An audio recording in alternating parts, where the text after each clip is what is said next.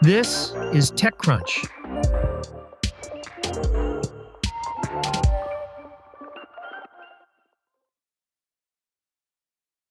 Navigating human relationships with AI assistants is a tricky space.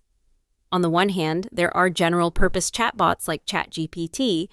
On the other, there are companion or friendship apps like Character AI, Replica, and Friend, and even therapy apps like Feeling Great. A study in July indicated that 72% of U.S. teens have used AI companion apps. These apps have been accused of playing a part in the suicides of multiple people through various lawsuits. Jenny Xiao was a practicing physician and was in residency at Harvard. During the pandemic, Xiao saw that people in isolation had a neurological impact, and they needed support. This drove her to leave her medical career, the Harvard residency, to launch a startup offering an AI assistant called Robyn. Robyn is intended to be an empathic, emotionally intelligent AI for people.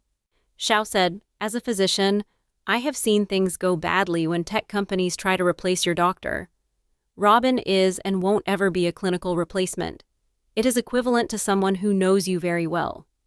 Usually their role is to support you. You can think of Robyn as your emotionally intelligent partner." The founder said that with Robyn, her startup has tried to replicate the way humans remember things.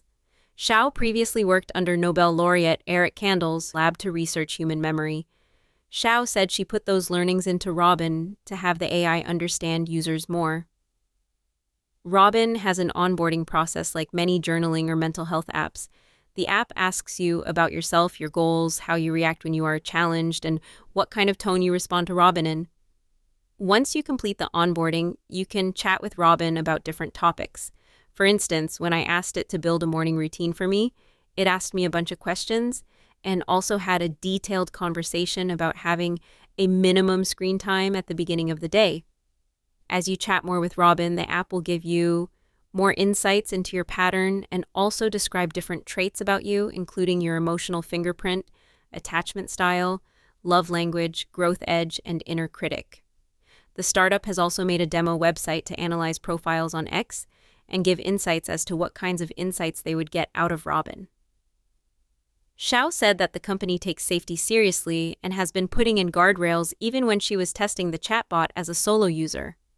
The app gives users a crisis line number and points them to the nearest ER if they talk about self-harm. The assistant also pushes back on certain topics and answers. If you ask it to show the latest sports score or ask it to count to 1,000, Robyn will say that it can't perform these actions but help you with any personal stuff. The company has raised $5.5 million in seed funding led by M13, with participation from Google Maps co-founder Lars Rasmussen, early Canva investor Bill Tai, ex-Yahoo CFO Ken Goldman, and XAI co-founder Christian Segedi. The startup had 3 team members at the start of the year and has now grown to 10 people. Rasmussen said that the app's emotional memory system was impressive, and Xiao's mission of helping people attracted him to invest in the app. He said, "We're living through a massive disconnection problem. People are surrounded by technology but feel less understood than ever. Robyn tackles that head-on. It's solving emotional disconnection, helping people reflect, recognize their own patterns, and reconnect with who they are. It's not about therapy or replacing relationships. It's about strengthening someone's capacity to connect, with themselves first, and then with others." A big challenge for Robyn would be to maintain the safety of its users and also make sure users don't anthropomorphize the chatbot. The startup has been testing Robyn with a select set of users for a few months and launched in the US this week. The app is paid and the subscription costs $20 a month or $200 a year. Meta may be about to lose one of its most renowned AI heads. Yann LeCun, a chief AI scientist at the company, is planning to leave the company to build his own startup, the Financial Times reported, citing anonymous sources. LeCun, a professor at New York University, senior researcher at Meta, and winner of the prestigious Turing Award, plans to leave in the coming months and is already in talks to raise capital for a startup that would focus on continuing his work on world models. The report added, "A world model is an AI system that develops an internal understanding of its environment so it can simulate cause and effect scenarios to predict outcomes. Top labs and startups like Google DeepMind and World Labs are also developing world models.